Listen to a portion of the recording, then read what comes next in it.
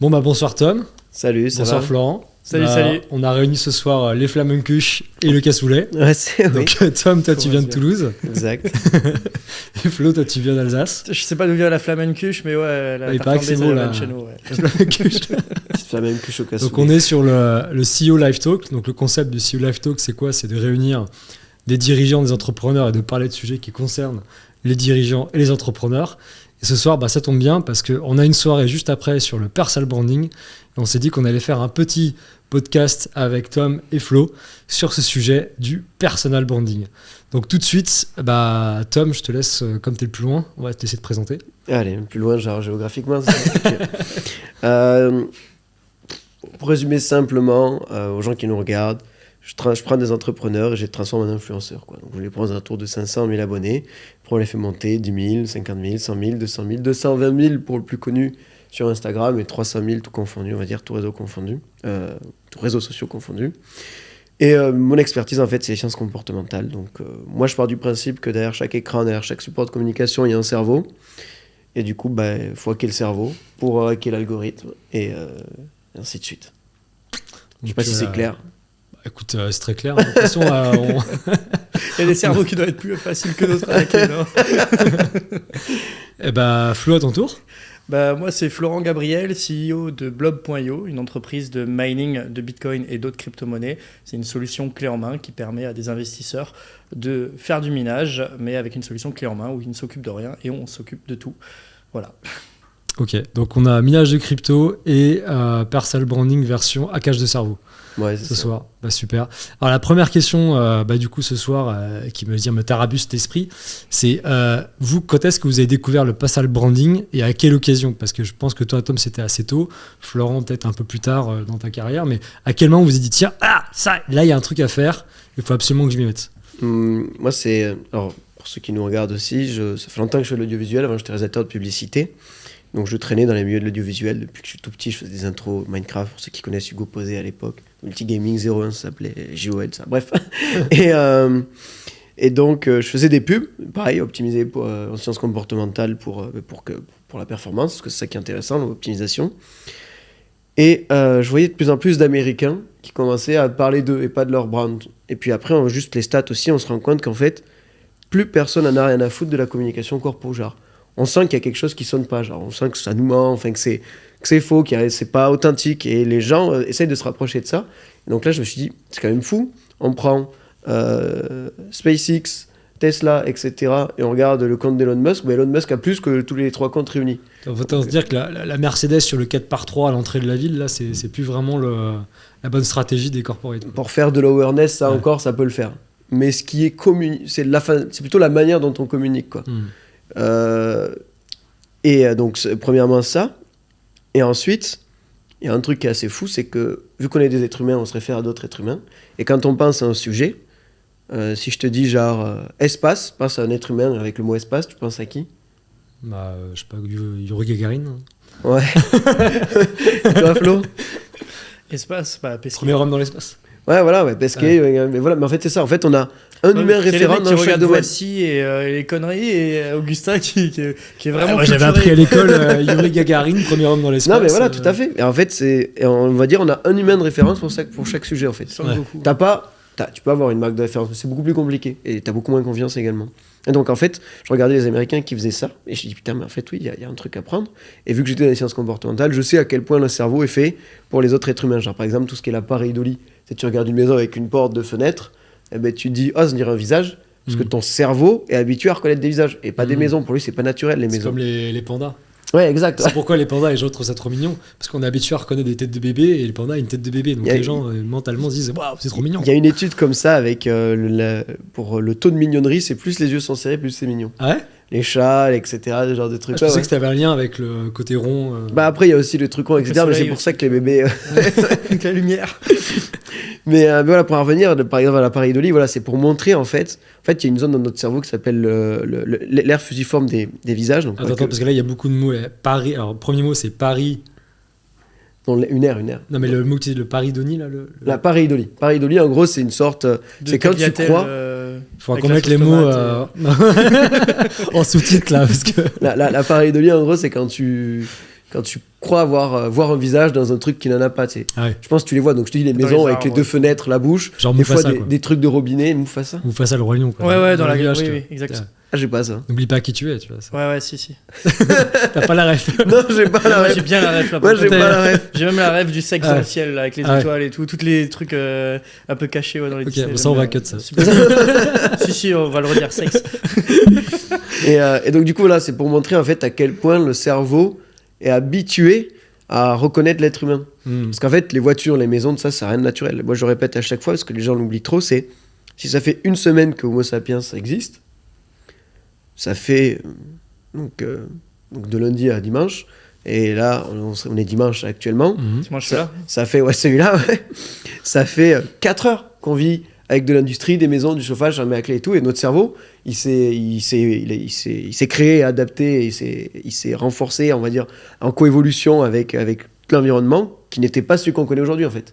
Et donc, c'est pour ça qu'il y a des biais cognitifs, et c'est de là que vient tout ça, en fait. Et c'est pour ça que c'est hyper utile, parce qu'en fait, c'est un shortcut mental pour faire des choses à des gens, ou sécréter de la dopamine, ou les attirer, etc. En fait, t'es un peu un archéologue des sens primaires du cerveau et tu t'en réutilises pour dire voilà, bah tiens, je vais réutiliser ces espèces de hacks du cerveau dont on se rend pas compte pour maximiser l'impact des communications. Sur Exact, ouais, c'est un peu ça. Je vais résumer de manière un peu C'est ça. scientifique et boring.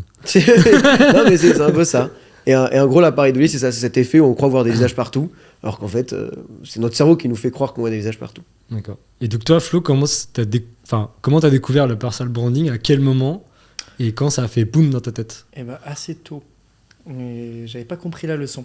En fin de compte, à l'époque, j'étais en quête, j'étais dans une quête un peu frugaliste d'être rentier, indépendance financière. Donc j'avais appris le trading et surtout l'immobilier à l'époque, avec une formation d'Ian Darwin qui venait d'exister.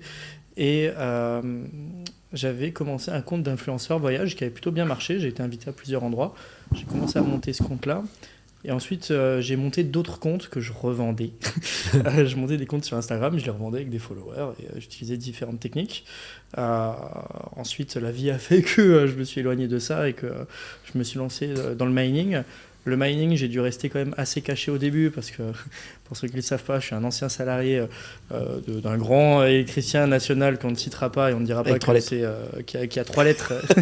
Avec un logo orange. Ouais. C'est l'équipe de France.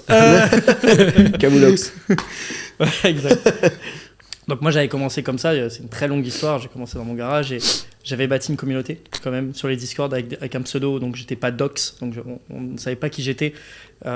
Et comme disait Tom à l'époque, tu es... Attends, c'était quoi la phrase que tu m'avais dit? T'es reconnu mais pas connu. T'es reconnu mais pas connu. Ouais. Donc j'étais assez caché dans l'ombre. Et au final je le regrette un peu aujourd'hui, enfin je le regrette pas, faut pas regretter ce qu'on en a fait, mais... le personal branding, c'est comme planter un arbre. C'est-à-dire que c'est toujours mieux aujourd'hui que demain. Mais ça, un peu ça, comme moi qui dis que je vais ouvrir ma chaîne YouTube, là en janvier, je sais pas quand la vidéo va sortir, mais vous vous abonnez, vous tapez le pouce, la cloche, tout ce que vous voulez, même si elle n'est pas créée, vous me la créez. Mais, elle sera là normalement. Et ça, c'est hyper important. Pareil, j'ai découvert la force de LinkedIn assez récemment, que j'ai commencé au mois d'août. Pareil, Florent, Gabriel, la cloche, je sais pas ce qu'il y a là-dessus encore, mais vous matraquez tous les trucs que vous pouvez. Je raconte pas que des conneries. Non, si, en vrai, si. Beaucoup. Quand même beaucoup. Mais au flow des conneries, il y a quand même des trucs sympas. Donc le personal branding, je l'ai découvert tôt, mais pratiqué tard. Parce qu'en fait, je me suis rendu compte que quand tu crées du contenu, il y a quand même beaucoup de vidéos que l'on peut trouver sur YouTube où j'ai fait des podcasts, où j'ai fait des vidéos avec d'autres, le contenu ne m'appartient pas, je le maîtrise pas. Si demain je ne suis plus invité, entre guillemets, je disparais. Je disparais parce que je n'ai pas de chaîne à moi. Ouais. Pareil, et ça peut même être pire. C'est-à-dire que même toi, en tant que créateur de contenu, si tu as un compte Instagram où là, un ami ce matin qui s'est fait bannir sur fond de bien-pensance, bien pensé, bref, son compte LinkedIn ce matin, ça ne t'appartient pas vraiment non plus au final. Tu n'es que locataire d'un espace que tu as réussi à bien décorer et à attirer des potes dans ton appart, mais tu n'es pas propriétaire de ça. Finalement, les seuls trucs que tu possèdes, c'est les emails et les téléphones. Exactement, le bon vieux mail, le bon vieux téléphone ou le pigeon voyageur. Mais ouais, t'as rien d'autre, quoi. Donc, j'ai vraiment une prise de conscience sur ça ces derniers temps et on est en train de développer de plus en plus. Ça prend beaucoup de temps. Et Attends, il y a un truc que tu as dit que je voudrais revenir dessus. Et c'est assez subtil, donc on va essayer de déchiffrer un petit peu ça. Tu as dit, si je suis plus un invité, j'ai plus de branding. Parce qu'en fait, ce que tu n'as pas dit aussi, et je le réexplique un peu pour ceux qui nous écoutent, c'est comme tu as une spécialité dans le minage qui, entre guillemets, est assez rare. C'est pas le truc qu'on voit tous les 4 matins des gens qui font du minage de crypto. Bah forcément, quand on parle de minage, on invite les spécialistes. Donc forcément, tu es invité à beaucoup d'événements, à beaucoup de conférences, mais c'est pas toi qui maîtrise déjà comment c'est diffusé, à quand c'est diffusé et à qui c'est diffusé. Et c'est là où du coup tu dis, le jour où je suis arrêté d'être invité, j'ai plus de branding. Et là, tu as raison. Donc c'est-à-dire que tu dis, ok, maintenant je reprends un peu mon image et je crée mon propre flot d'informations. Et en plus, pire que ça, c'est que selon comment ça va être coupé et monté, ça ne te correspond plus vraiment. C'est-à-dire qu'on peut te faire dire des choses et se dire, ouais, c'est le bouffon du roi, quoi. Ou alors, à l'inverse, oh, le mec, il est plat, il est plan-plan. Je vais te donner un exemple. Et j'adore cette chaîne, le Crypto Daily, je passais beaucoup de fois et tout. Il va me taper dessus, Ben me tape pas. Ouais. On a fait une émission avec Eric Larchevêque, le Crypto Show, et Joe aussi, Jonathan Dos Santos. Et au final, de 1 heure d'émission, c'est devenu 20 minutes. Bon, ils ont fait un A/B testing, mais il y avait beaucoup de réflexions, il y avait beaucoup de blagues aussi et tout, qui donnaient un rythme, qui donnaient un truc. Et là, tout a été cut pour faire le truc le plus rapide possible. Et quand je l'ai regardé, j'avais l'impression de ne plus vivre du tout la même chose. Bon, apparemment, les gens ont aimé, mais j'avais plus du tout déçu. Quand je l'ai regardé, où sont les vannes? Où est la réflexion? Ça a été cut, c'est dommage. Et là, ça a été une vraie prise de conscience. Je me suis dit, en fait, tu maîtrises rien quand c'est pas à toi. C'est cool, mais tu maîtrises pas. Et on pourrait faire regarde, Oussama Hamar. Voilà. Quelqu'un qui regarde un podcast entier ou des vidéos qu'il a pu faire avec Coup d'État et tout à l'époque, tu vas voir que c'est pertinent. Que c'est pas con ce qu'il raconte. Mais si tu shorts, tu fais des shorts juste de certains passages et que tu le fous pour les moldus sur TikTok.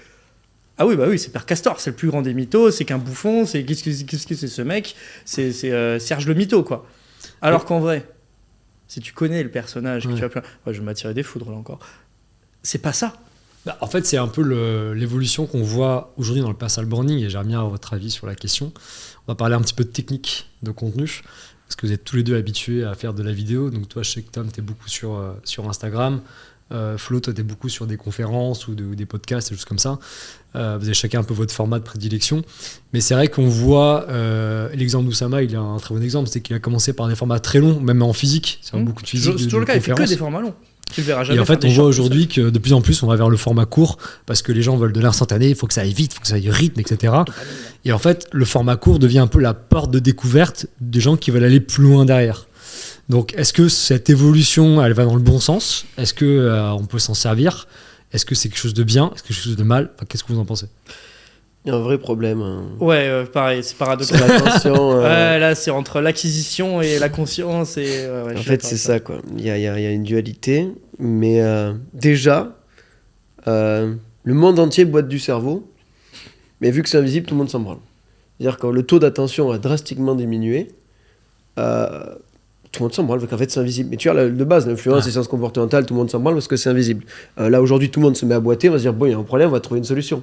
Là, c'est exactement, on va voir peut-être. Attends, quand tu dis tout le monde se met à boiter, est-ce que tu peux. En gros, que tout le monde, genre, du jour au lendemain, tout le monde boite dans la rue, il se dit, bon, on sait pas pourquoi on boite. Ouais. Imaginons, le taux d'attention est corrélé à marcher bien, et bien tout le monde se met à boiter parce que là, c'est visuel. Okay. Mais vu que c'est pas visuel, tout ce qui est cérébral, quoi, influence, attention, etc., n'écoutez pas des vidéos en x2. Parce qu'en fait, ça habitue votre cerveau à avoir une certaine somme d'informations en temps de temps, et donc du coup une certaine somme de dopamine. Et après, quand on écoute une vidéo normale, mais vraiment, faut pas le faire en fait. Alors oui, c'est bien, on se dit on gagne en productivité, etc. Mais c'est comme si tu t'entraînais à marcher à cloche-pied. Et du coup, tu dis mais c'est bon. Et du coup, après, quand tu marches avec deux jambes, bon, c'est plutôt l'inverse, on voudrait dire. Tu t'entraînes, voilà, tu marches toujours avec deux jambes, et normalement, tu devrais marcher à cloche-pied, tu vois. Et c'est agréable de marcher à deux jambes. Ouais. Par contre, ça consomme plus d'énergie. Et en plus, tu es habitué à un certain truc. Et après, on dit, bon, maintenant, on revient à marcher à cloche-pied. Ça te fait chier, t'as pas envie. Mais là, c'est exactement la même chose. Donc, déjà, il y a ça. Et donc, du coup, ce taux d'attention-là est diminué. Et donc, en fait, ça devient le nerf de la guerre de choper l'attention des gens. Parce que ce qui définit le monde de demain, si on pourrait faire un peu une équation, c'est l'attention des gens fois le temps égale le futur, quoi. Parce que si tout le monde pose son attention sur le minage de Bitcoin, demain, c'est un sujet qu'il y a dans tous les journaux, tout le monde va en faire, tout le monde va en avoir, etc. Parce que c'est important. Et ça aussi, c'est un biais cognitif. Pour l'être humain, l'attention égale l'importance. Donc celui qui contrôle l'attention, contrôle le futur, contrôle aussi la réalité. Parce que notre réalité, c'est quoi? C'est la somme de nos sens plus notre cognition. Et il y a et Dieu sait qu'on passe à côté de plein de trucs comme les ultraviolets qu'on voit pas, etc.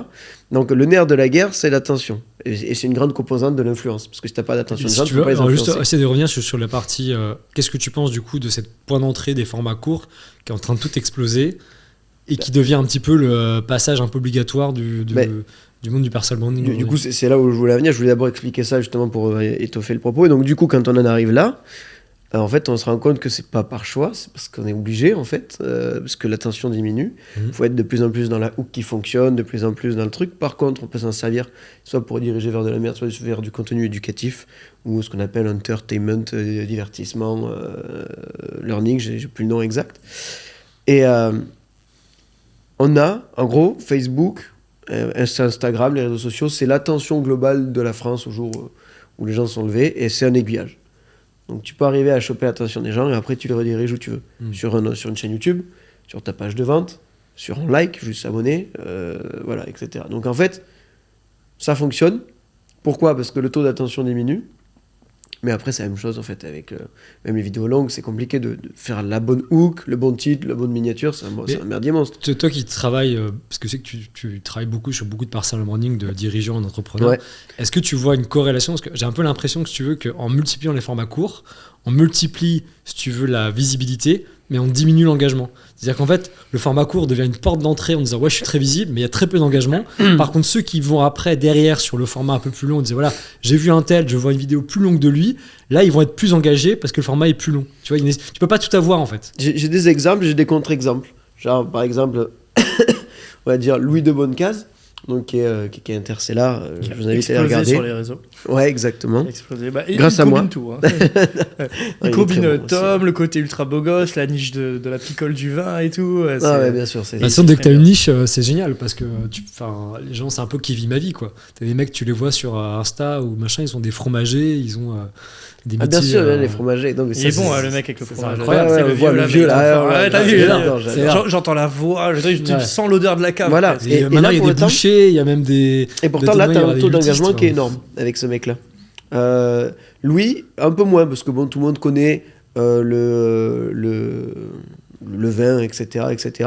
Et là, on a refait une deuxième salle de vidéo où c'est encore plus lui, encore plus son personnage, et là, ça commence à avoir des meilleurs taux. C'est pas d'engagement, mais comme tu disais, je sais plus, se sentir proche de la personne que tu regardes, en fait. Et j'ai la fait du tri, la.fait.du.tri, fait F-E-E. Elle, pareil, on a monté à 100 000 abonnés, là. J'ai jamais vu un taux d'engagement aussi fort. En fait, tu peux faire du format court et avoir un très gros taux d'engagement. Le seul truc, c'est l'authenticité, en fait. Et en fait, il y a trop de gens qui ont peur de dire « Ah oui, je vais pas dire ça parce que ça va blesser les gens et tout. » Elle s'en branle. Et j'y l'ai pour toi, il n'y a pas de corrélation entre moins d'engagement, plus de visibilité, et plus de visibilité, moins d'engagement. Évidemment, tu as toujours une baisse d'engagement quand tu as des millions et des millions, tu vois. C'est toujours les taux de conversion baissent, évidemment. Point de vue intéressant. Et toi, Flo, t'en penses quoi ? Je suis pas d'accord avec tout ce qu'il vient de dire. C'est le but. Tu vois, par exemple, les vidéos en x2, moi je regarde des vidéos en x2. Ouais, mais c'est pas bon pour ton cerveau. Que ça soit bon ou pas bon, c'est pas grave. Quand je joue à GTA, je marche pas dans le jeu, tu vois, je cours. T'as joué à GTA ou à Red Dead ? T'as pris le cheval ou t'as marché tout le long ? Bien sûr, et ça n'a pas les mêmes répercussions sur le cerveau. Là, si tu restes focus et que tu te mets des process, moi je suis quelqu'un qui regarde des vidéos en x2. Pas Netflix, pas des trucs où je veux savourer. Mais si je regarde une vidéo YouTube, par contre je vais être 100% on ou 100% off. Je vais pas faire quelque chose d'autre en même temps. Pour moi, ce qui est dangereux, c'est plutôt le format court plutôt que le x2. C'est-à-dire que le format court, dose de dopamine. Et moi-même, je suis impacté par ça et je pensais pas l'être. Et je vous encourage à allumer un vieux film ou un vieux Disney. Allumez Rox et Rookie. Rio Bravo. Ou un truc. Non, même, j'ai regardé avec mon fils. Sérieux, Rox et Rookie, déjà horrible. Regardez pas ça avec des gamins, ça passe pas aujourd'hui. Et c'est long. Il se passe rien. Ou Bambi, c'est pareil. C'est pour ça qu'il faut pas regarder en x2. C'est long parce que tu dis ah là là, mais le rythme aujourd'hui, on est habitué à voir des films qui pètent des trucs, ça bouge dans tous les sens. Donc c'est vrai que nos cerveaux sont habitués à aller plus vite. Est-ce que c'est une tare ? Je sais pas. Aller plus vite, moi je trouve ça bénéfique. Par contre, ce qui est dommage, c'est de ne pas garder l'attention. C'est-à-dire que moi je suis capable de rester ultra focus sur un truc 1 heure, 2 heures, 3 heures, 4 heures. Mais pour ça, c'est processé. C'est-à-dire que j'ai pas de notification activée, je vais pas scroller à telle et telle heure, je reste focus sur ma tâche. Parfois, je me mets même un chrono en haut, pendant 2 heures, je bombarde ça et je me micro-programme tout mon agenda de la journée. De telle heure à telle heure, je fais ça. De telle heure à telle heure, je fais ça. Tu vois mon calendar, tu crois que j'ai des calls toute la journée, c'est pas le cas. C'est juste que je me suis dit, c'est ça, c'est ça, c'est ça, c'est ça. Et je trouve que ça marche plutôt bien et je pense que on fonctionne pas tous pareil. Déjà, on fonctionne pas du tout tous pareil. Il y a des gens qui ne savent pas être focus. C'est un fait. Ou alors soit ils n'ont jamais appris, soit ils ont été complètement décablés par... Des brainwash. Ouais. Et alors, je vais dire un truc qui peut... On va me jeter des tomates parce que je vais en faire du format court et tout. Et soit tu es créateur, soit tu es lecteur. C'est-à-dire que c'est un peu deux camps, tu vois. C'est un peu comme quand tu vas dans des soirées un peu mondaines et tout, c'est terrible, mais moi qui viens d'un milieu très ouvrier, très pauvre, il y a deux mondes qui ne se soupçonnent pas, en fait. Il y a vraiment deux mondes. Ah, tout à fait. Là, j'en parlais avec, je ne vais pas dire le nom, on va le cuter, cuter, mais on le verra ce soir, un petit jeune qui avait fait un événement crypto à l'époque. Ouais, tu vois qui? Il me dit, non, mais moi, à l'époque, désolé, petit clin d'œil à lui, mais... Non, mais faut pas croire, avant, mon père, il avait pas d'argent et tout, c'était hyper galère. On partait pas forcément tous les ans au ski, enfin, des trucs. Tu te rends pas compte. En vrai, j'étais le plus pauvre de mon école à 25 000 balles l'année. J'avais envie de faire du violon, tu vois. Et en fait, c'est... Si vous êtes là en train de scroller, essayez de choisir au moins, faire du micro-learning ou d'apprendre des choses, plutôt que de juste regarder des conneries et des conneries, vous savez plus pourquoi, vous avez une crampe à l'index. C'est vous le produit, en fait, quand vous faites ça, et nous, on en récolte les fruits. Alors, on va revenir un petit peu sur l'origine du personal branding, parce qu'on a un truc assez incroyable ce soir, c'est que Florent et moi, on a débuté, en tout cas de manière un peu professionnelle, le personal branding grâce à Tom. Donc c'est Tom qui a été notre coach sur le personal branding. On pourrait remercier quelqu'un d'autre encore, mais je me rappelle. Mais quel troller. Et après un procès de plus. Et ce qui a été assez intéressant, c'est que y a un truc que j'avais jamais imaginé, c'est qu'on voit en fait tous ces gens qui font du contenu, qui mettent en avant leur expertise, leur persona, leurs émotions, mais en fait ça ne marche que si tu sais ce que tu fais. Et quand je dis tu sais ce que tu fais, c'est contrairement, tu sais qui tu es et dans quoi les gens te reconnaissent, dans lequel tu es bon ou communicant ou émotionnel. Toi, Tom, c'est ton job. Et est-ce que tu te souviens, on va faire un petit disclaimer, là, c'est un petit truc sympa, quand tu as eu Florent et moi en tant entre guillemets, élève, qu'est-ce qui, chez nous, te dit, tiens, chez eux, il faut que tu mettes ça en avant par rapport à votre personnalité. Ça serait marrant, on va faire un petit retour en arrière. On n'a pas le droit de réponse, tu vois, il va nous savater. On n'a pas le droit de rien dire, tu vois. mais alors bien d'avoir ton avis extérieur, tu vois. Parce que c'est hyper important. En tout cas, pour ceux qui nous écoutent, c'est un petit conseil qu'on peut vous donner, c'est ne faites pas des trucs qui ne vous ressemblent pas. Ouais, grave. Tout à fait, l'authenticité est vraiment importante. Ben, en fait, je ne sais pas si vous vous rappelez, mais moi j'ai tout un process que j'ai toujours. Je me rappelle très bien, parfeuse, limite psychanalyse, quoi, mais c'est pas le cas. mais voilà, je veux savoir qui vous êtes, en fait, ce qui vous passionne, ce qui vous anime, etc. Et au fur et à mesure qu'on parle, je vous dis, voilà, c'est quoi tes valeurs, c'est quoi tes hobbies. En fait, je remarque bien, il y a des façons, il y a des vannes qui partent, il y a d'un côté un mec qui est très, très organisé sur plein de trucs, qui veut décortiquer, etc. Et en fait, déjà, rien que là, déjà, tu te dis, ok, il y a des trucs à aller chercher. Et en fait, il faut exacerber ça un peu, quoi, on va dire. Parce qu'évidemment, quand on est devant une caméra, on n'est pas vraiment comme on est en vrai, même si, déjà, être soi-même, c'est très compliqué à définir, psychologiquement parlant, mais voilà.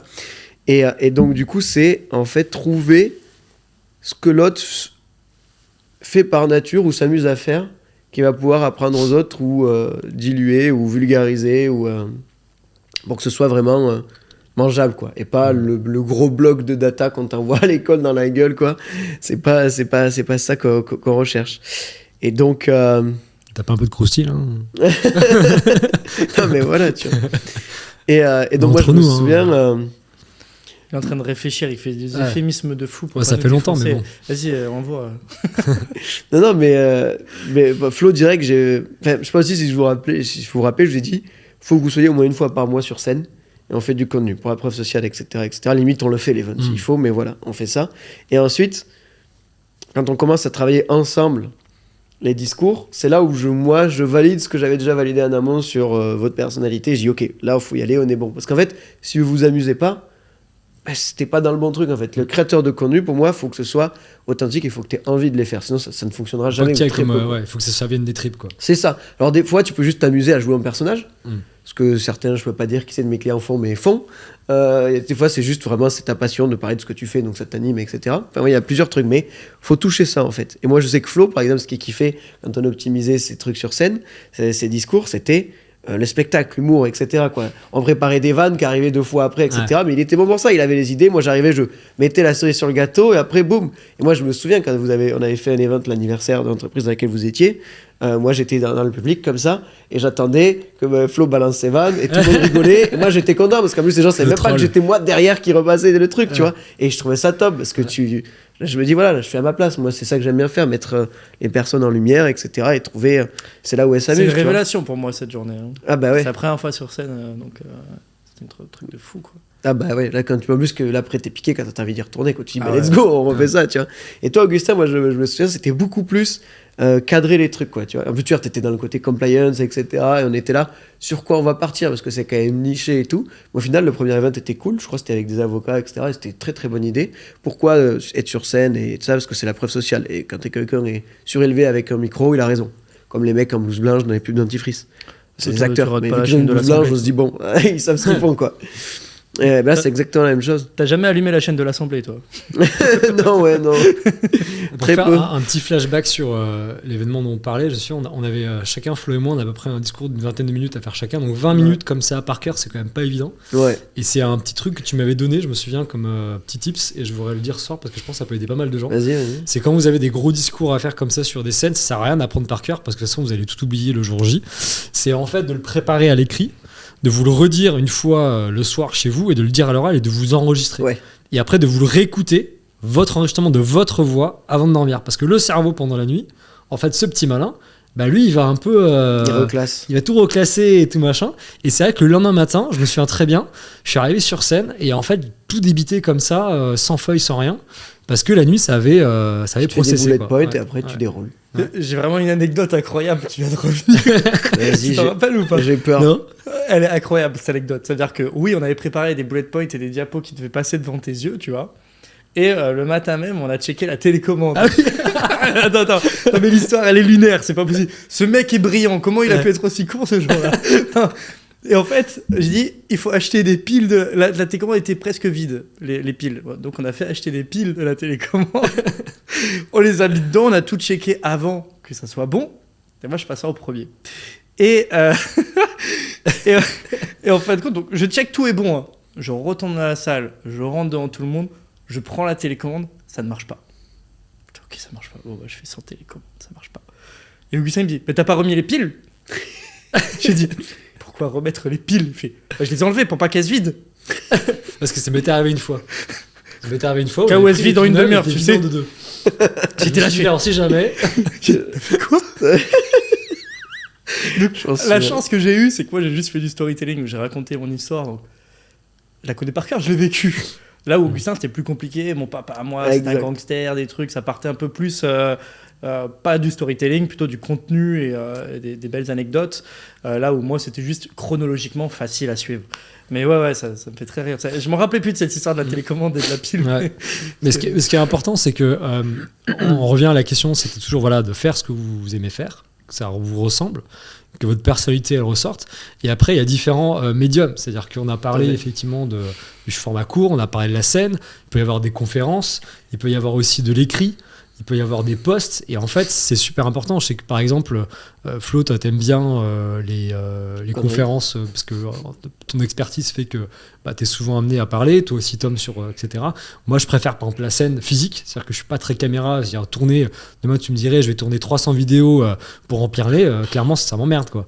C'est plutôt, oui, on va faire 300 événements sur scène. Là, j'adore. C'est le côté physique.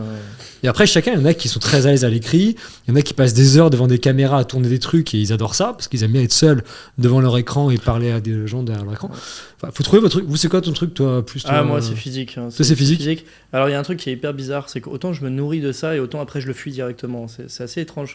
Peut-être que tu peux savoir ce que c'est, mais tu vois, par exemple, l'événement qu'on avait fait, je suis sur scène, même d'autres, hein, et d'un coup, il y a tout le monde qui vient de parler après et tout, et après, j'ai besoin d'être seul au moins une demi-heure en mode autiste, quoi, en mode ma femme me dit qu'est-ce qui se passe, j'ai besoin d'être seul.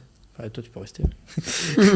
J'ai besoin d'être seul et j'ai besoin de me ressourcer, mais j'adore ça en fait. Je suis quelqu'un en général quand je suis fatigué, tu vois, le soir, tu vois, 22h, tu vois, mon associé Julien, il va dire, il va se pioter, ou il va jouer. Moi, je suis crevé, hein, j'ai besoin de me vider la tête. Je suis dans un bar. Je vais aller voir des gens. Et je vais parler encore plus, mais d'autres choses. Ouais, d'autres choses, tu vas te vider la tête. Extraverti, quoi. Et c'est marrant, comme beaucoup de très gros youtubeurs que j'ai pu croiser sont ultra introvertis. Mais c'est ça, c'est-à-dire que c'est un truc que j'ai remarqué, c'est que souvent les gens qui passent des heures, et je dis pas que c'est une catégorisation, voilà, mais c'est vrai que des gens qui passent des heures devant leur écran, moi je peux pas, j'ai besoin d'être sur une scène et de voir des gens devant moi. Mais il y en a qui va très bien, dire voilà, je prends tous les jours ma caméra, je me filme, et ça leur convient très bien. Ouais, donc si vous êtes introverti et que vous pensez que vous pouvez pas faire une chaîne YouTube, en fait c'est plutôt votre profil. Ouais, c'est ça qui est incroyable, c'est ça qui est bien. Et souvent tu vois des gens qui sont très connus sur les réseaux, qui font beaucoup de vidéos, tu les vois dans la vie réelle, mais ça n'a rien à voir. Ils sont pas à l'aise. C'est pas à l'aise, ils sont comme ça. Bien sûr. Je vais pas en citer parce que j'en ai vu quelques-uns le dernier événement. Citer, on les bip. Mais franchement, j'ai cru que je ne parlais pas à la même personne, quoi. Ce qu'il faut faire. C'est impressionnant. Non, ouais, c'est sûr. C'est vrai et du coup ça explique pourquoi j'aime pas faire ça. Du coup tu vois, là ensemble aucun problème. Tu me dis, là on m'avait demandé de venir seul la dernière fois pour une chaîne d'investissement, j'ai dû faire des shorts, une vidéo YouTube, j'étais seul face à la caméra, les mecs me regardaient. Je déteste l'exercice. Genre, je déteste, et c'est pour ça que j'ai pas encore de trucs en fait. Parce que. Mais c'est dur de parler tout seul face à une cam. J'étais tout seul face à une cam, au début c'est bizarre. C'est très très dur. T'es pas authentique. Non seulement c'est bizarre, mais j'aime pas faire ça. Alors il y a un truc. Après, t'es habitué. Qui complète un petit peu, parce que toi, Tom, t'es vraiment sur la partie effectivement psychologique et aider les gens à trouver les hacks mentaux. Il y a quelque chose aussi dont on n'a pas parlé, c'est le acting. C'est qu'en fait, on peut faire du personal branding aussi en étant invité à des événements. Et en fait, on se rend pas compte, mais il suffit d'être un petit peu expert sur les réseaux et on peut vite se faire inviter à des événements plus vite qu'on croit. Ah, bien sûr. Ouais. Mais après, c'est important d'être sur scène, d'être à l'aise. Donc il y en a qui font, et moi je l'ai fait personnellement, ça a plutôt bien marché, c'est faire des cours de théâtre, d'art oratoire. Parce qu'en fait, parler, c'est un muscle qu'on utilise toute la journée, mais c'est quand même le vecteur numéro 1 du personal branding, parce qu'il y en a qui font l'écrit, mais il y en a aussi qui parlent. Et en fait, ça se travaille. C'est pas si naturel que ça. Est-ce que vous avez déjà fait des cours un petit peu d'acting ? Je fais du théâtre, moi, à l'époque. T'as fait du théâtre ? Et même quand je fais, pour les gens avec qui je fais du personal branding, je fais direction d'acteur pendant les tournages. Quoi. Je dis, là, t'es énervé, là, t'es solennel, là, t'es etc. Tu vois. Parce qu'en fait, c'est important. Les gens sont pas habitués. De varier l'émotion. Ouais. Je pense que j'étais ultra introverti quand j'étais plus jeune. Moi, arrête. Je sais pas. Bah, tu sais quoi, je me rappelle plus. J'étais petit peut-être, mais il faudrait demander à mes parents. Peut-être que mon père va voir la vidéo, il va dire. Allez, on l'appelle tout de suite. Con, mais mois, j'ai fait du théâtre en 4e et en 3e et en seconde générale. J'ai adoré. Et pourquoi j'ai pas aimé en seconde ? Parce que j'avais plus le premier rôle, quoi. Le mégalo. Grave, en mode... Non, mais j'avais un rôle secondaire où il y avait pas grand chose à apprendre. Et, moi, rôle secondaire, je me casse. Moi, franchement, j'étais pas content, tu vois. En mode, non, mais parce que je parlais pas assez, moi je suis pipelette, tu vois. Donc, tu vois, je suis, c'est quoi ces 8 lignes pourries ? Je dois y aller tous les vendredis après-midi pour sortir 15 lignes à la fin de l'année. Je me casse, je sèche les cours. Enchaîne. De toute façon, le théâtre c'est optionnel, allez vous faire foutre. Mais ouais, j'aimais vraiment ça. Et puis j'avais pas que ça à foutre en seconde, j'avais ma guilde à gérer sur Dofus. Là, je suis comme ça parce que ça a repris. Ne reprends pas ton jeu vidéo, c'est ton entreprise maintenant. Ouais, c'est un peu ça, moi aussi. Et pour revenir sur l'anecdote, tu disais effectivement le côté un petit peu carré, parce que ça me fait rappel à l'histoire du théâtre, parce que j'ai fait aussi du théâtre comme Flo quand j'étais petit. J'ai vraiment détesté. Parce que, en fait, c'est ma pire expérience de l'année. Alors, c'était obligatoire dans les cours, ça faisait partie du cursus scolaire, donc tu avais la note à la fin de l'année, et il fallait qu'en gros, tu aies une bonne note, quoi, parce que ça te gagnait, tu vois. Et en fait, comme Flo, c'est vrai que tu t'étais là à attendre des heures, tous les samedis, des week-ends, que les mecs qui passent, et à attendre que tu viennes ton tour. Et en fait, quand tu es un peu suractif et que tu aimes bien.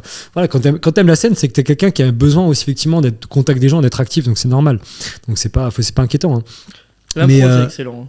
Hein, je sais pas si t'as déjà fait l'impro, ça. L'impro aussi, c'est très, très sympa. Pareil, ça. Et du coup, le souvenir que j'ai, c'est que j'avais proposé à la prof de théâtre, tu sais, le mec très organisé, de dire, bah voilà, est-ce qu'on pourrait pas faire un roulement où vous dites, voilà, lui vient tel jour, comme ça on vient le jour où on est, etc. Et on n'a pas. La fille m'a regardé, et je crois qu'il y avait les neurones qui se connectaient plus là.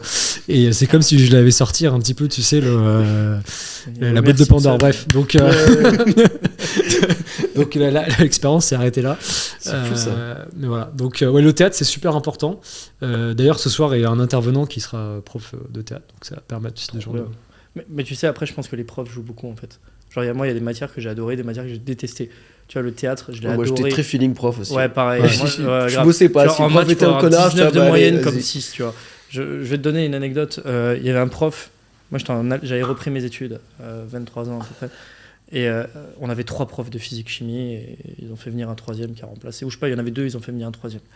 Et j'étais déjà major de la classe, genre 19 de moyenne, des délégués de classe. Mais non, j'avais repris mes études à 23 ans. Tu reprends les notes que j'avais à 17, c'était pas les mêmes, quoi. C'était plutôt 12, 13, sans rien foutre, et je séchais, quoi. Mais là, je voulais aller en école d'ingé, donc je travaillais comme un taré. Et le prof, il arrive, et j'espère qu'il tombe sur cette vidéo un jour, et qu'il fasse plus prof. Il devait avoir... Ouais, non, mais c'est vrai, il devait avoir 28 ans, ou les 30 ans, à peine 6-7 ans de plus que moi, quoi. Et il balance un tas de polycopiés comme ça, avec des trous à remplir et tout. Mais vraiment, le prof, en mode, tu vois, le prof blasé qui a déjà 60 ans, aigri, qui a un plus rien à foutre, quoi. Et le cours, mais pourri, quoi. Pourri. Et je lui dis à un moment, tu vois, je lui explique, et le mec, il le prend super mal, tu vois. Je lui dis, niveau méthodologie, pourquoi il fait ça à 30 ans, tu vois. Je sais c'est quoi ce truc de fou. Et le mec, il était là, je sais pas, il jouait à Candy Crush sur le téléphone, il était sur Tinder, je sais pas ce qu'il foutait, mais c'était incroyable. Et le gars, on l'avait appelé Interstellar à l'époque. Enfin, les autres, ouais, il était pas sympa en vrai. Il était vraiment pas sympa quand j'y repense. Il disait, mais pourquoi Interstellar? Je dis, vous avez vu sur la planète, quand il passe 10 minutes dessus, mais qu'il y a 10 ans qu'il est passé en haut, je dis, moi, ça me fait l'effet inverse quand je rentre dans votre salle de classe.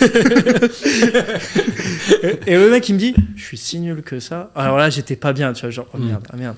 Et je dis, non, mais moi, je juge pas un poisson à sa capacité à monter aux arbres. Je pense que vous êtes très bon dans d'autres choses, mais là, en fait, vous niveau pédagogie, c'est pas ça. Niveau pédagogie, c'est pas ça.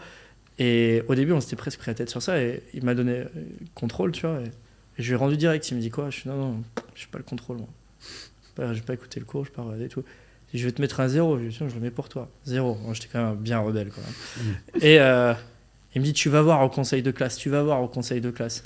Et moi, je dis, moi, mon objectif, c'est d'avoir 16 de moyenne en ayant des 0 que des 0 chez vous. Il me dit, oui, bien sûr, et tout. Il arrive au conseil de classe, il me voit que je suis le délégué. Il me regarde genre en mode, je vais le défoncer. Les profs, ils passent, ils font, Florent, exceptionnel, incroyable. Ça arrive chez lui, il me regarde avec un sourire, en mode, il dit, et vous? Il fait, non, rien à dire. Et à la fin, il me dit, mais pourquoi? Il vient me voir quand même pour s'expliquer, je dis, pourquoi? Je dis, écoute, je vais te tutoyer parce que tu me tutoies, et en plus, on doit avoir 5 ans d'écart. Et le mec, je lui dis, mais pourquoi tu fais ça, quoi? Et donc, le feeling des profs, c'est hyper important. Parce que, tu vois, en maths ou physique ou truc, des matières que j'ai pu adorer, je les ai détestées, tu vois, parce que les profs étaient pas bons. Et aujourd'hui, je comprends pas, à l'ère, tu vois, d'Internet et tout, c'est terrible, on va dire que tu vas faire licencier des millions de gens, mais pourquoi tu prends pas le meilleur prof du monde en maths? Tu le fous à l'écran. Tu vois ce que je veux dire? Ouais, tout à fait. Alors, donc, on a aujourd'hui accès au meilleur. On pourrait faire un podcast sur l'éducation nationale, c'est pas le sujet du soir. Mais en tout cas, tu amènes un sujet qui est intéressant, c'est que je pense que la réponse à ta question, c'est qu'en fait, t'as pas le contact et t'as pas l'émotion qui passe. Et c'est ça qui fait que. Et c'est pareil le personal branding, c'est que en fait, si t'as pas le contact et l'émotion, c'est le plus dur à faire passer. Donc ça revient à qui tu es, ce que tu aimes faire et le médium que tu utilises. Maintenant, on va parler d'un sujet aussi qui est hyper important. Moi, j'aimerais bien voir, comme vous faites tous les deux du personal branding, à différentes médias et sur différents types de contenus. C'est quoi vos meilleures stratégies? Qu'est-ce qui marche le mieux? Qu'est-ce que vous avez arrêté de faire? Et qu'est-ce que vous continuez de faire parce que ça marche super bien? Alors, je suis pas un expert comme Tom, mais j'ai quand même fait du A/B testing. J'ai vu ce qui fonctionnait, ce qui fonctionnait pas. Ça dépend les réseaux déjà. Donc, je vais conditionner mon truc. C'est-à-dire que tu vas pas nourrir pareil Instagram que tu vas nourrir TikTok. Tu vas pas nourrir pareil YouTube que tu vas nourrir LinkedIn. Je te donne un exemple avec les shorts.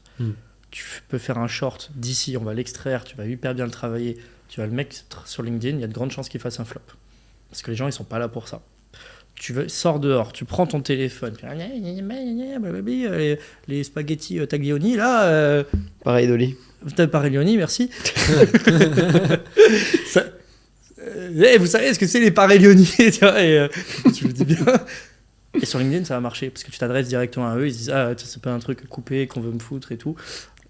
Alors que tu mets un truc main levée comme ça sur YouTube, ça marchera pas forcément. Et en fait, on parle souvent d'algorithmes, de ci, de ça. Je suis pas expert là-dedans, attention, donc je mets des grosses pincettes. En fait, c'est juste de l'empathie à avoir, quoi. Qui est ton persona? Qu'est-ce qu'il a envie de voir? Qu'est-ce qu'il a pas envie de voir? Où est-ce qu'il est? C'est aussi simple que ça. Quand on dit « oui, mais Florent, l'algorithme », c'est des humains derrière, en fait, tu vois, Ils sont là le matin, oui, c'est logique. Ils sont là le midi, c'est logique. Ils sont pas là à 2h du matin. Ah, incroyable, ah, putain, t'as besoin est-ce que t'as besoin d'une photo de Ruben Tayeb qui te dit que le dimanche, faut pas poster, gros malin, tu vois? Tu vois ce que je veux dire? Moi, je poste le dimanche. C'est vrai que tu passes le dimanche, gros malin. Mais si tu postes tous les jours, tu vois. Donc, je pense que c'est de l'empathie à avoir. Et je me suis rendu compte quand même que, malheureusement, ce qui marchait plus, c'était quand même le spectaculaire et le biais de négativité, quoi. C'est un truc de fou. Le biais de négativité, c'est le meilleur quoi. Le biais de négativité. Pourquoi les médias, pourquoi les infos, ils vont te parler que de choses négatives? Ils vont pas dire waouh, Bernadette, la mère Michel a retrouvé son chat, c'est trop bien, tu vois. Son chat a été retrouvé pendu chez le voisin qui a fait du vaudou avec, quoi.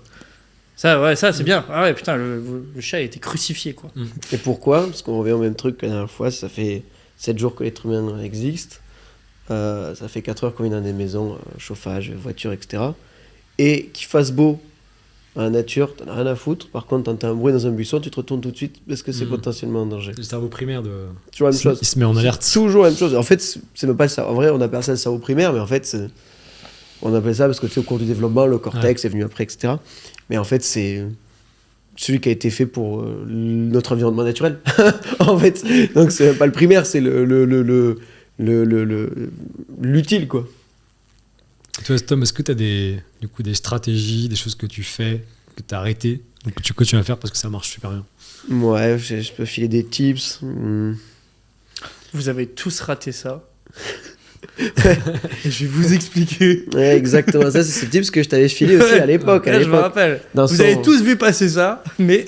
En gros, c'est des petites formules magiques comme ça pour construire ça, un script de vidéo, on va dire. Et c'est un des reels qui existe, et donc c'est aussi un biais de négativité, mais un peu détourné. Donc c'est première étape, vous avez tous vu passer ça. Donc attention, oui, effectivement, on parle de ça, etc. Point numéro 2, et voilà ce que vous avez raté. Et point numéro 3, et je vais vous expliquer pourquoi. Là, tu as un truc qui fonctionne pas mal. Pim pam poum. Voilà, donc ça c'est un pattern de vidéo, de script que tu peux mettre à l'écrit, que tu peux mettre sous n'importe quelle forme, on s'en fiche. Moi après, ce qui fonctionne le mieux, c'est la vidéo, dans le sens où le meilleur vecteur d'attention qui a jamais existé, c'est la vidéo. Voilà, tout simplement. Les stats. Et ensuite, biais de négativité en hook. Donc qu'est-ce que c'est le biais de négativité? C'est un peu ce qu'on a dit, en gros, c'est une mauvaise nouvelle. Tu vas rater quelque chose. Voilà, il faut direct commencer ces vidéos. Dans le pas bonjour, etc. Bon, peut-être déjà raté, tout le monde s'en branle, quoi. Sur une vidéo YouTube, c'est un peu plus différent parce qu'il y a déjà les miniatures, donc il y a une promesse. Là, il n'y a pas de promesse dans le short. T'arrives, quand je dis short, c'est pour tous les formats verticaux. Il faut rentrer direct dans le vif du sujet. Donc rentrer dans le vif du sujet. Et après, en termes de strat, c'est soit basé, en gros, pour moi, il y a 3 types de personal branding. Soit tu bases sur qui tu es, soit tu bases sur ce que tu sais faire, et le mieux, c'est ce que tu sais faire et qui tu es. Voilà, par exemple, la Fée du Tri, si je reprends la Fée du Tri en exemple. C'est la personne qui fait des vidéos sur le rangement, sur le etc. rangement, etc. Ouais, donc au premier abord, on pourrait dire ça n'intéresse personne. Bon, en 4 mois, on a fait 100 000 abonnés, quoi. C'est quoi son produit derrière? Vendre des formations sur le rangement. Okay. Et comment devenir aussi home organizer. Du coup, ça s'appelle comme ça, le home organizing.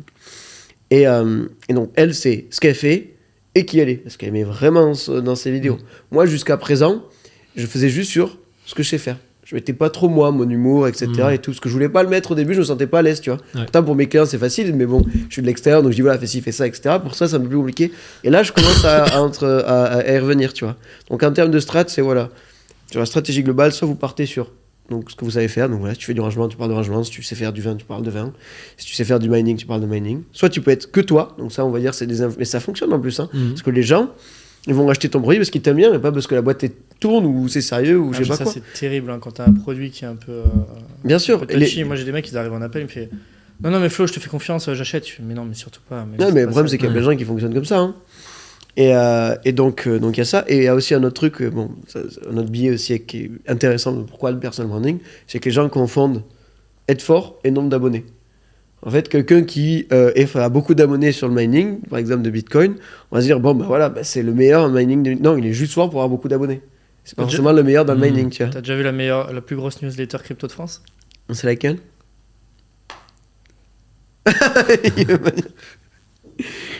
Ah, elle est là. Elle est là. Elle est là. Elle m'a entendu. C'est peut-être Guillaume. Non, c'est Caroline Jurado, je crois. Ah, c'est Caroline Jurado, c'est vrai? Ouais. Est-ce que Caroline Jurado, c'est la personne qui connaît le plus la crypto? Je pense pas. Bah ouais, voilà. Non mais voilà, mais c'est exactement. Et donc voilà. Et Parce donc... que sinon on va me dire que j'ai pas de couilles, j'en avais pas parlé, voilà. J'ai rien dit de mal, j'ai rien dit de méchant. Je dis juste que oui, c'est pas la personne qui connaît le plus et elle dirait exactement la même chose. Est-ce que c'est le truc le plus quali? Non, pas forcément non plus. Mais en tout cas, la stratégie d'acquisition, force est de constater, elle est bonne. Bien sûr, c'est ça. Et donc du coup voilà. Et donc c'est strat global, c'est soit ce qui tu es, soit ce que tu fais, soit les deux. Et après la vidéo format court, ça fonctionne, ça le va en poupe.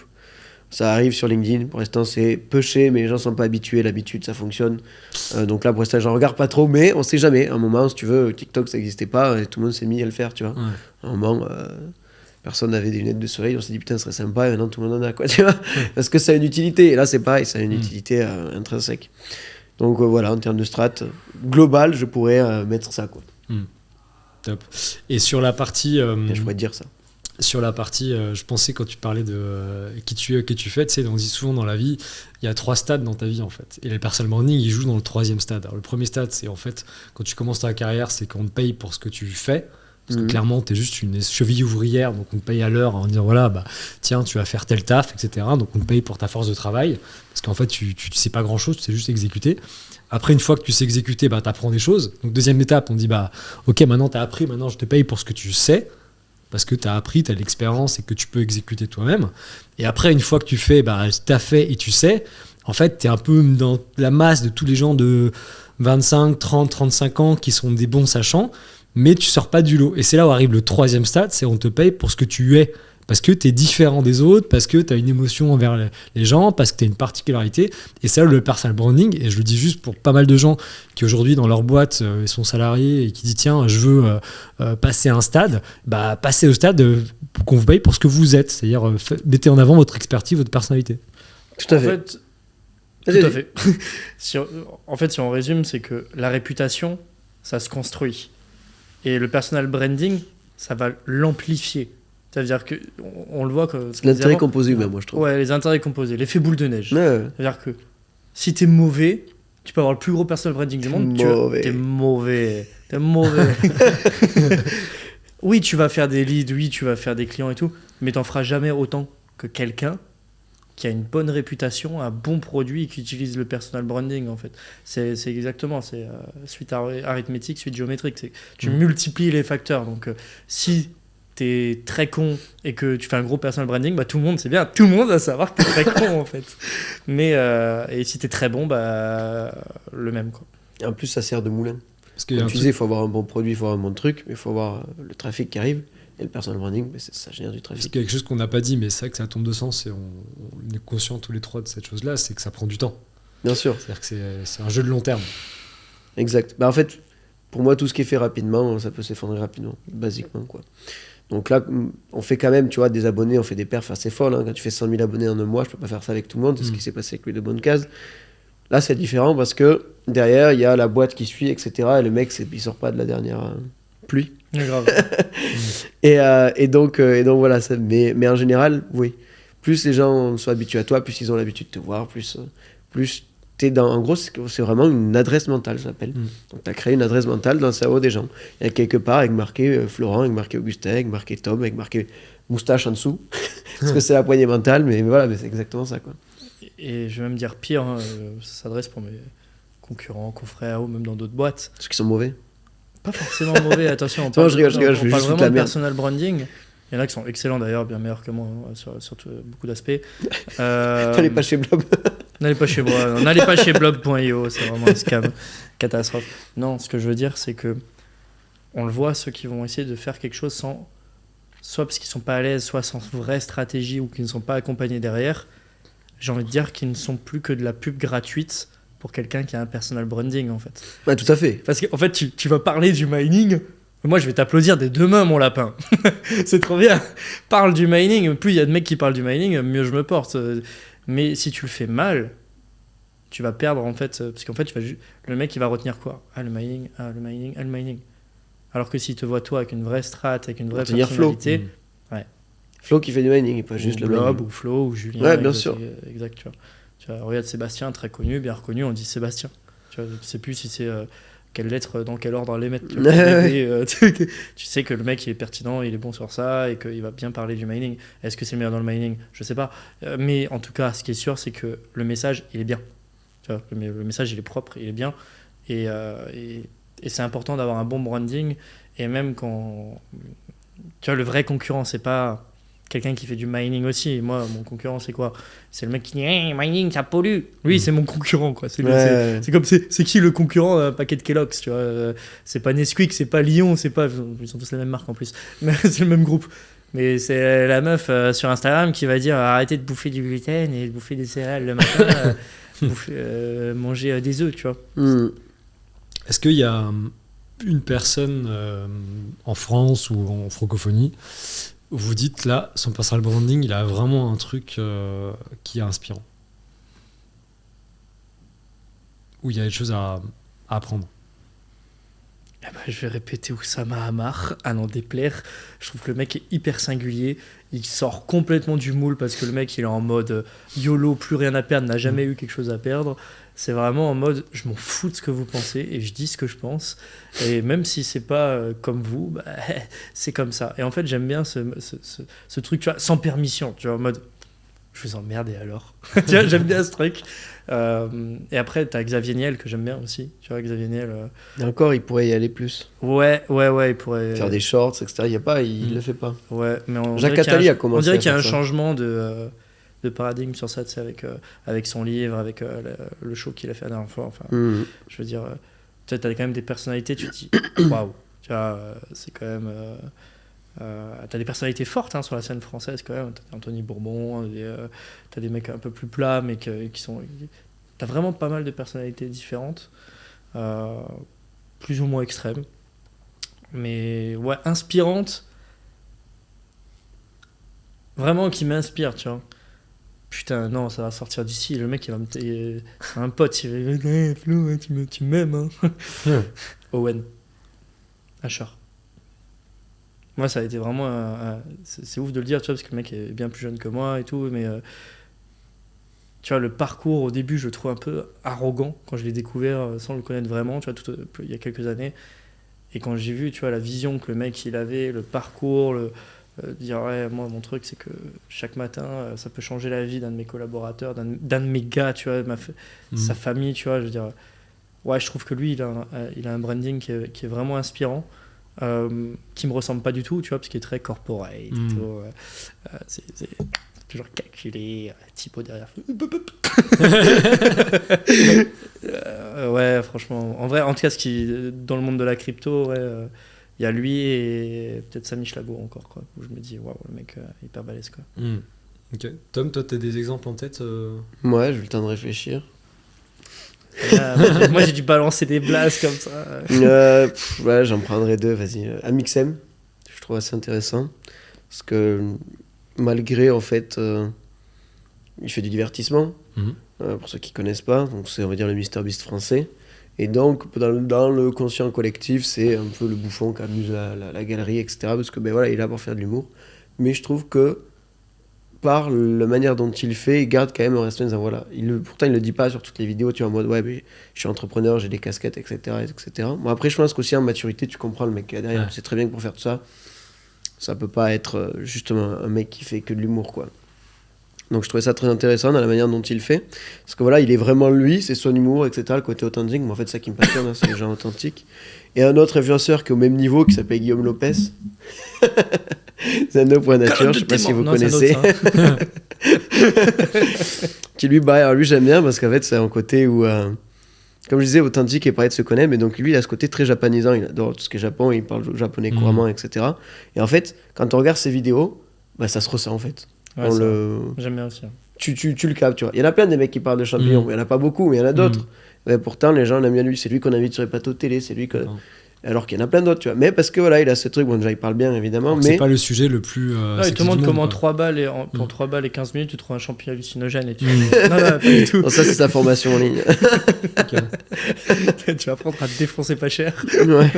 Non mais voilà, en fait, en fait, faut vraiment pas hésiter à révéler qui on est un peu. Alors que ça peut faire peur parce qu'on se dit... on peut s'en servir contre moi, etc. Mais en réalité, si c'est vraiment toi et que tu t'es OK avec ça. Et d'ailleurs, il sera là ce soir à la soirée. Tout à fait. Pour parler de personal branding aussi. Et voilà. Et après, s'il y en aurait un autre à mettre, je sais pas trop en fait. Mais en France, moi, il y a un truc que j'aimais bien, c'était Jacques Attali. Mais pour le coup, il le faisait dans sa chambre, hop, on se baladait ou je sais pas quoi, il pose son téléphone, il te chapait. Là, il a commencé à faire un truc un peu plus pro, etc. Ouais. Mais c'est le début, quoi. En fait, mine de rien, essayez de le faire par vous-même.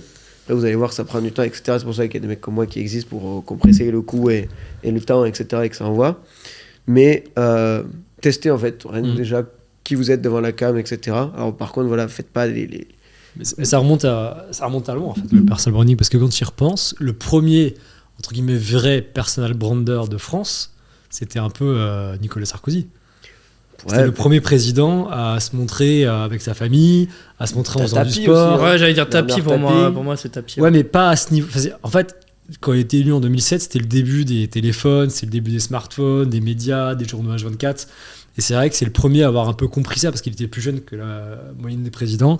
Il est né un peu avec ces médias-là. Il s'est dit, tiens, comment je peux en tirer parti ? Et il a été assez smart là-dessus. Alors après, ça plaît ou ça plaît pas.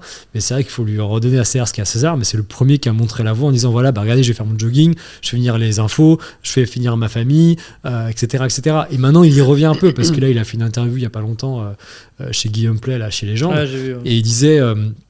d'ailleurs, si Guillaume, tu nous écoutes, super ce que tu fais. Il disait, maintenant, je dis que je parle que quand j'ai besoin de parler, quoi. Je reviens un petit peu, il garde sa parole un peu rare, quoi. Après, quand t'es président, montrer sa famille, etc., c'est le but, quoi. C'est l'effet de halo, c'est un biais cognitif où tu dis, tu mets quelque chose de fameux, le gars doit être cool, etc. Mais dis-toi qu'à l'époque, faut remettre un petit peu dans le contexte de l'époque, pour ceux qui sont peut-être un peu plus jeunes. À l'époque, la fonction présidentielle, c'était hyper sacralisé. C'est-à-dire que c'était l'homme dans son perchoir de l'Élysée et il parlait une fois par semaine, quoi. Tu parles de perchoir parce que... pour la ref, ok. Oui, tu sais pas. Comme Henri. J'avais pas pensé. Mais, à mon avis. Mais à l'époque, c'était quand même très... Nico, très, tu passes par là. Voilà la finesse d'Augustin. Mais en fait, il y a un truc... c'est ce que parce que à côté, j'écris un livre sur ça et j'aime bien du coup réfléchir. Parce que là, tu as dit personal brander, mais en fait, je pense qu'il faut plus parler d'influenceurs, voire de créateurs de contenu. Là, beaucoup de gens me disent créateurs de contenu. Moi, j'aime pas trop ce terme parce que un boulanger, tu appelles pas un pétrisseur de pâtes, tu appelles par son résultat qui est vendre du pain, donc un boulanger, quoi. Voilà, pareil, le résultat d'un mec qui a beaucoup d'abonnés, c'est qu'il influence, qu'il veuille ou non. Il parle d'un sujet. Voilà, j'aimerais bien regarder les stats de mecs qui ont envie de se lancer à faire de l'alpinisme depuis que c'est sorti Kaizen, quoi, tu vois. Ouais. Donc, en fait, qu'il veuille ou non, il a influencé des gens. Et si tu réfléchis, là, en gros, ce qu'il y a maintenant, c'est que il y a ce qu'on peut considérer comme influenceur, c'est une indépendance de production. T'as pas besoin d'avoir une équipe derrière toi, etc. Tu prends ton téléphone, tu filmes et tu peux toucher des milliers de gens, voire des millions. Le côté du coup très instantané, et tout regroupé à un seul endroit que nous permet Internet. Mais si tu remontes avant, les philosophes, c'est des influenceurs. Et en gros, ils partageaient leur vision, parce qu'il n'y avait pas Instagram, mais ils avaient les bouquins, les gens lisaient les bouquins, etc. C'est un métier à risque, hein. Influenceur, philosophe. Oui, carrément. Mais non, mais c'était un métier à risque à l'époque. Même en fait, les auteurs de bouquins, c'était les influenceurs de l'époque. Enfin, tu vois ce que je veux dire ? C'est juste que maintenant, voilà, je pense que le terme influenceur, c'est vraiment sur le côté digital, quoi, qui est intéressant de le mettre. Tu vois, regarde, Coluche, Balavoine et tout. Métier à risque. Ouais.